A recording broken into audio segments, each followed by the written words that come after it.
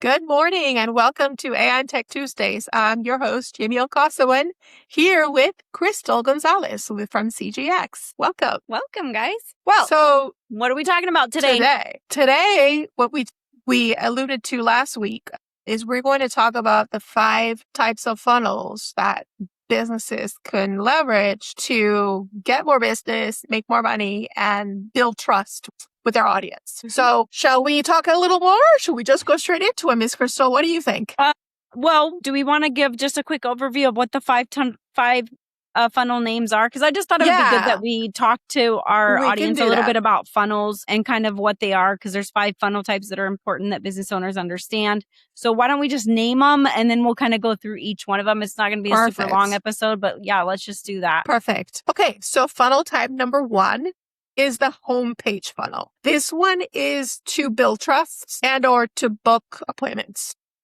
The second one is called a lead flow funnel, and this offers free value first before asking for anything in return. The third is called the low ticket SLO, the self-liquidating offer. This one is about wowing them with something that is inexpensive, and then you sell the next big thing.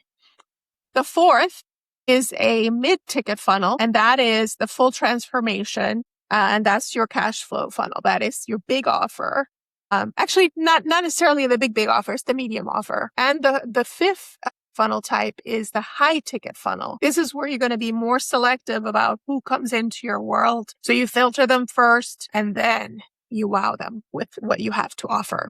And what we were going to do is kind of break them down into kind of how these would apply in different businesses. Exactly. So I'm going to share a little bit about my business and how we use these. So for example, obviously our homepage funnel is just like you said, it's just to build credibility and trust. They're landing on our page. We have some, we have an offer there, but it's, mostly just for them to get to know us, to learn a little bit about us, some introduction videos on there. And inviting them to take an action on the homepage funnel.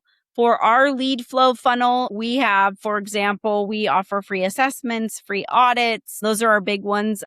Book a discovery call. Those are actually the discovery call is more in our homepage one, but like on our lead flow, we're trying to get them in and we're trying to do something with them. So we're bringing them into our funnel and we just want to kind of like invite them so that we can assess them. On our low ticket, that's going to be something where it's lower. So maybe we're offering, I would say like we have audits that we charge a little more for, or even those could be our free ones. We offer in our lead flow funnel, going back to lead flow funnel, we have ebooks that we offer as resources. We also have some like calculators and generators. If we go into our mid ticket, I would say offering like our AI agents, like our phone receptionists, stuff like that. They're a mid ticket. They're not our full offer, but we're resolving whatever it is that they need at the time. Maybe not introducing a VA, or maybe we are introducing a VA, but we're offering more of like our 20-hour-a-week plan versus our 40-hour-a-week plan. Right. We're just wanting to get them in the door so that we can have an opportunity to work with them, for them to see what we can do for them, giving them a little taste. That's also where kind of our test drive offer is. So they get to come in, experience 100 hours with us, see what we can do for them. And then our high ticket would obviously be like our VA service, our growth packages, marketing packages, stuff like that. Maybe we bundle those up and those are really expensive, or on our most expensive side of things. I would say laying that out and you understanding kind of how we're doing it on our end helps them. How about you, Yamille? What are you doing on yours? Well, I'm actually reworking some of my funnels right now, but what I want to do is I want to show people how they could use theirs.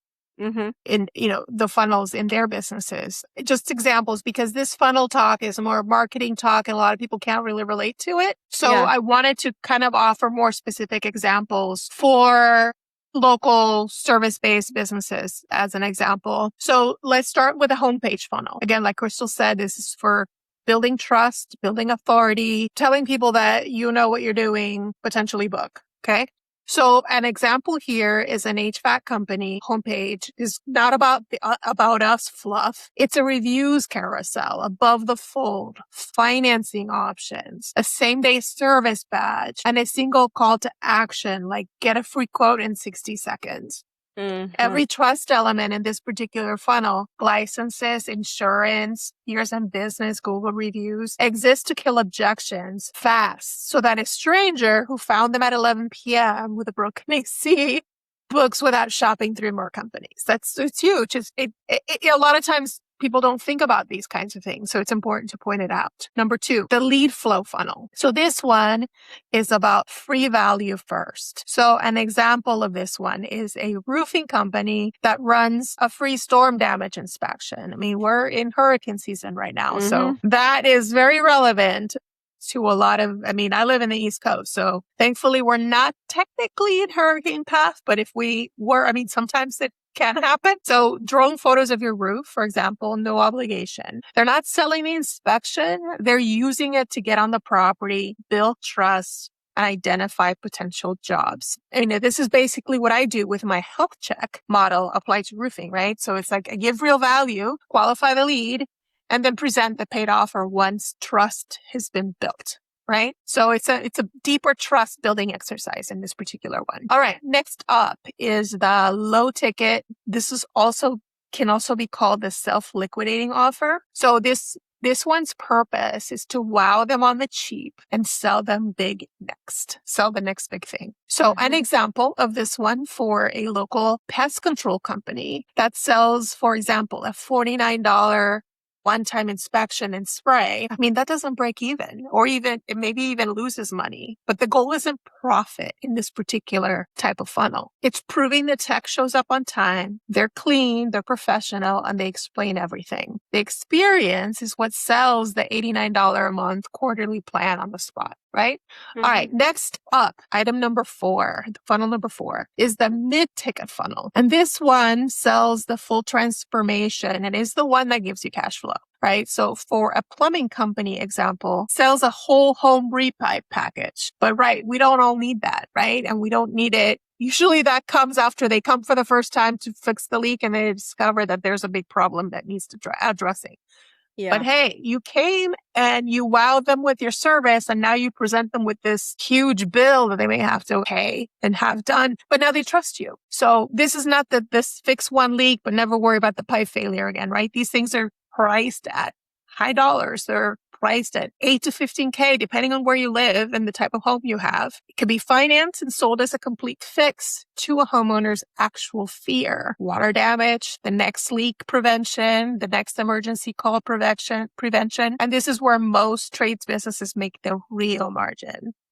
These are bundled transformation framed, not itemized. And finally, on the mid-ticket one? Yeah, go ahead. Those are bundles. Okay, yeah. Okay, yeah, like our bundle offers. Okay, go ahead. And finally, the high ticket funnel. And this one is the short Cliff Notes version is that it's filter, don't sell, right? So an HVAC company selling whole home smart climate systems and maintenance contracts at $20,000 plus. Been there, done that recently. Doesn't run ads to everyone. They require a paid home assessment. Example, $299 or whatever the tech will charge, credited towards the project if they, are determined that they need a new system, right? Before anyone gets a quote.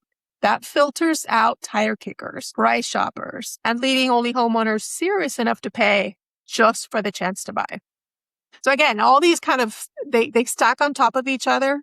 And as you can see that every company could have one of these potentially, depending on what you sell. And it catches people at different stages of the buying process. Some people are just like, well, I have a little problem or I want to prevent a bigger problem. Let's take care of this with this one here. But now that you've come to their home, you have built trust. The technicians were on time. They did a good job. They were clean. They wiped their feet. They said thank you. They didn't make a mess. Things like that cause you to say, okay, this is good. This is different.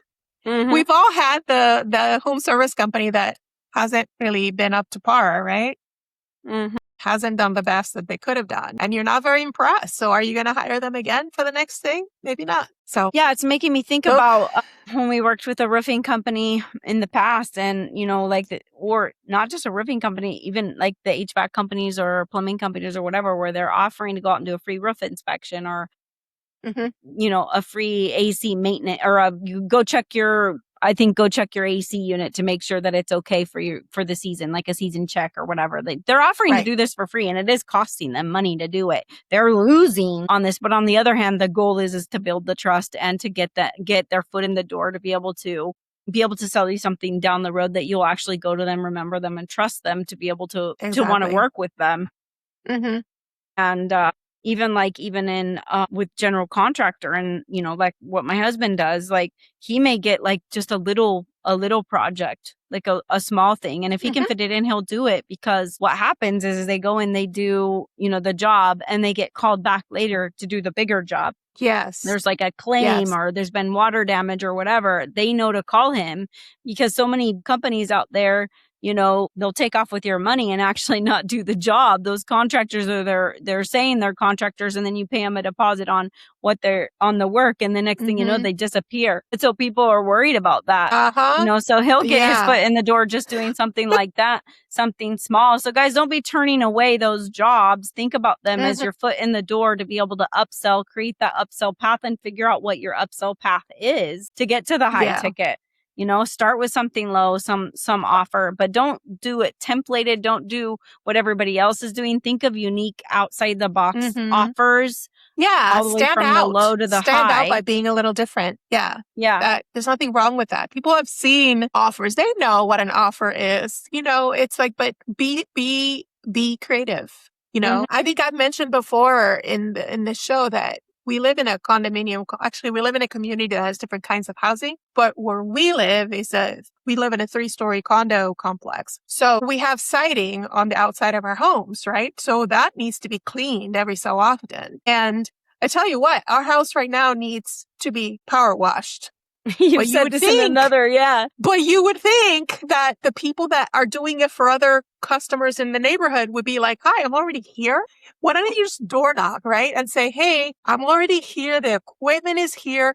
Your house looks like it could use a wash. Would you like to hire me? You know what? Personally, I would hire them. If they actually went out of the way to do that, because guess what? It's going to save me a bunch of time from trying to find the last company that did it who hasn't bothered to contact us in 2 years. That's a little creative. It's a little out of the box. You're already here. The tech is here. Do it, right? Build trust and get a new customer for free, because you didn't have to pay for them. You're already reminds here. me of a kid that comes from the neighborhood that comes over and cleans our garbage cans. He hasn't been here in a while, but I'm like, dang. That kid, if he had us on a regular, like quarterly email notice, hey, I'm going to be out to clean, we would pay, because we like our garbage cans clean every quarter. And you would totally pay. He doesn't do that. And every time I think, man, I need to tell that kid, we need to get a little campaign going for him so he can make a ton of money, because everybody wants to hire the neighborhood kid. He starts out, maybe he could add other services on later, bigger services. And like, power my washing. example of my example of, you have like, I don't know how many units there are in our neighborhood here. There's a lot, and they're right next to each other. You don't even have to walk very far to walk to the next neighbor's house. It's like 10 steps and there they are, right? It's kind of a no-brainer, but it's a human funnel right there. So, you could just do it, right? Call your boss and say, hey man, I got a customer right here. You think your boss is going to tell you no? I don't think so. So anyway, those are the 5 funnels, everybody. What do you think? Are you thinking of some ideas on how you can use this in your own business? I hope you are, because it's really handy, and we can help you get that set up if that's not your thing. We understand that building these assets it's not for everybody, but what we want to get across is the possibilities, what's out there, what you can do, what you should do to increase revenue and trust and authority, and build authority in your industry, in your neighborhood, in your community. That brings up something I think that in our next episode, one thing we could talk about, I know we were trying to figure out what we're going to come up in our next episode, but one thing I was thinking is that, so we've got all these funnels, right? But let's talk about the offers, how we should put some offers in there with that funnel, how they could market, and what those explain the process of developing your offers. Because if every business goes and they just map out, okay, like if we have a homepage funnel, a lead flow funnel, a low ticket, a mid ticket, and a high ticket, what item and what is it at every stage of at every funnel, what is it that we're offering? And you could map that out. Now let's talk about real quick in our next episode, some offers and what those offers are and what they mean, and how do you introduce those offers so that you can get them from cold to getting out into your funnels and purchasing and nurturing, things like that. Anyways, just a thought. Exactly. I don't know what you want to go over in our next episode, but I thought that might be cool. It would actually be really cool to have somebody come on and we can interview them, what their service is. And if they're struggling as to what offer to create, if they don't already have one, that could be a really useful and helpful episode. We could find somebody like that would be willing to get on. We could, because so many companies out there. If you're listening, you're watching, and you know somebody like that, please let them know that we're here and comment, reach out to us. As Crystal has said before, say it again, we have resources available at AITechTuesdays.com. We are looking actively for guests who want to be interviewed, talk about their business, how we can help, or if they're doing something with AI that they would like us to know about, that'd be great. Yeah, true. We do. We want more guests. So I've been coming up with a few ideas. I've reached out to a couple of people, so I know I'm going to be bringing them on, but okay. Well, I think that's it for this episode, right? Yeah, everybody, that's it. Thank you so much, everyone, for joining us. Hit subscribe, like, share, help us build our community, and send guests our way that you think could be a good fit, guys. We'll see you on next episode. See you. Thank you for joining us. Bye.